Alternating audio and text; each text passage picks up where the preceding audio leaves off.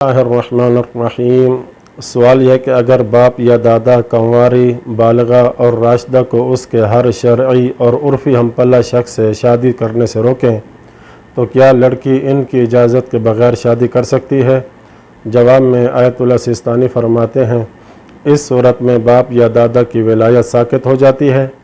यहाँ पर इस जवाब की मज़ीद वजाहत ये है और ये बात समझने की ज़रूरत है, वो ये कि लड़की अपनी पसंद के रिश्ते की ज़िद पर अड़ी हुई है और बैठी है, लेकिन इसका वली लड़की की पसंद की शादी पे इनकार कर रहा है और बस उसे ये कह रहा है कि यहाँ पर शादी न करो।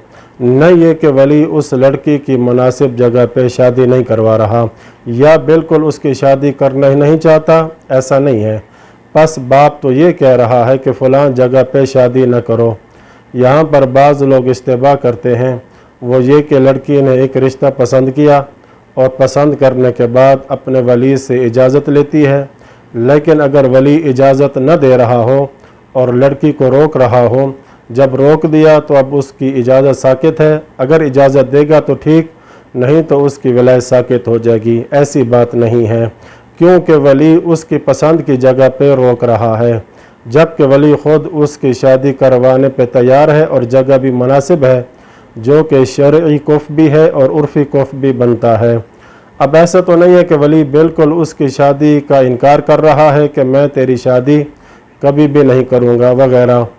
मज़ीद इस बात को यूँ भी बयान कर सकते हैं, क्या हम यहाँ पर हर लव मैरिज की विलायत साक़ित कर दें, यानी लड़की जिस लड़के को मर्ज़ी है पसंद करती फिरे और बाप राज़ी न हो तो लड़की अपनी मर्ज़ी कर सकती है और उससे शादी कर ले?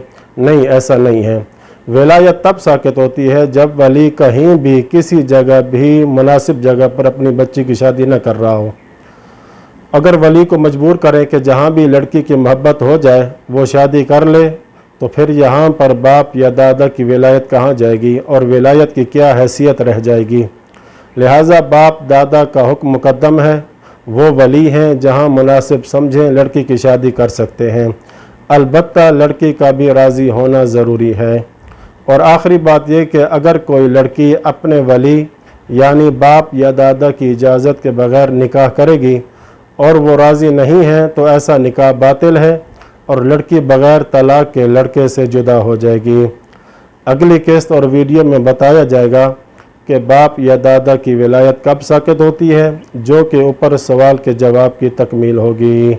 व सल्लल्लाहु अला मुहम्मद व अहले बैतिही त्वाहिरीन।